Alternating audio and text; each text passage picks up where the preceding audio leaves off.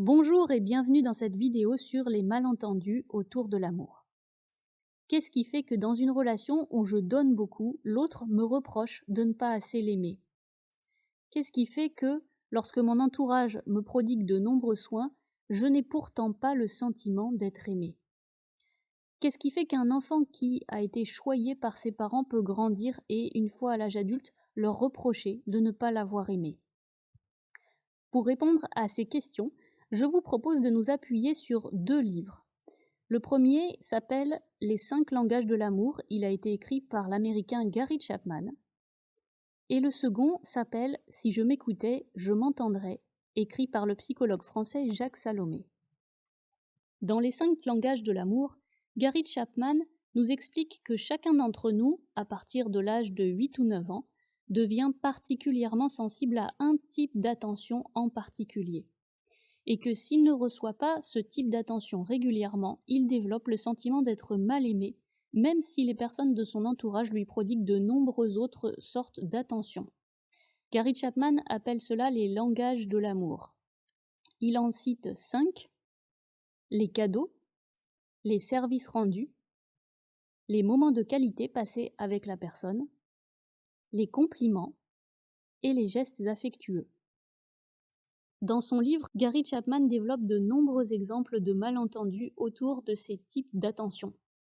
Par exemple, un enfant qui sera sensible au toucher, au contact physique, se sentira mal aimé si ses parents ne lui prodiguent en termes d'attention que des cadeaux et des loisirs.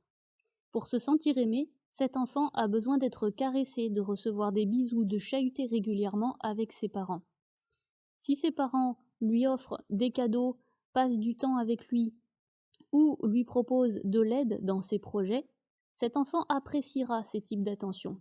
Mais il doit en priorité être nourri par le langage d'amour qui est le sien. Ses parents doivent parler le langage d'amour du toucher physique avec lui.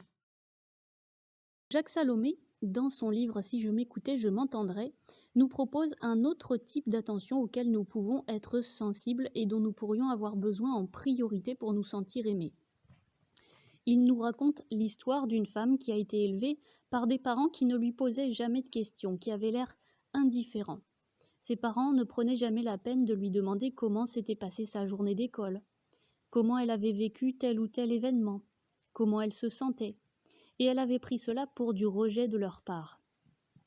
En grandissant, cette femme est devenue une épouse qui accable son mari de questions. À peine l'époux a-t-il passé le seuil de la porte après son travail, qu'aussitôt elle se précipite vers lui pour lui demander ce qu'il a fait dans la journée, quelles sont les personnes qu'il a vues, comment il s'est senti, etc.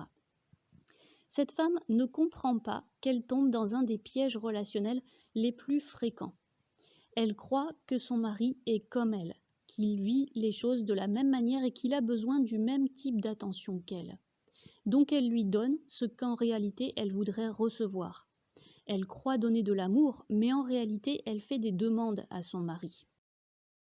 Lorsque nous voulons éviter les malentendus et nous épanouir en amour, qu'il soit sentimental ou filial, nous devons d'abord bien nous connaître nous-mêmes. Quels sont les types d'attention qui nous donnent véritablement le sentiment d'être aimés? Peut-être même devrons-nous demander aux personnes de notre entourage de nous accorder précisément ce type d'attention.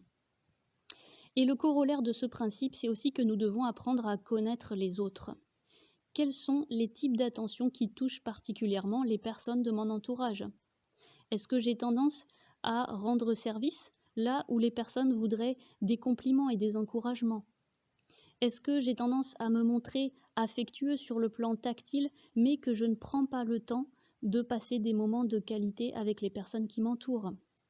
Je vous invite donc dès maintenant à observer ce qui se passe en vous et autour de vous à ce sujet. N'hésitez pas à faire des demandes et à questionner les personnes pour savoir ce qui les touche le plus. Ainsi, vous aurez réellement le sentiment d'être aimé et vous donnerez aussi aux personnes autour de vous le sentiment d'être aimé.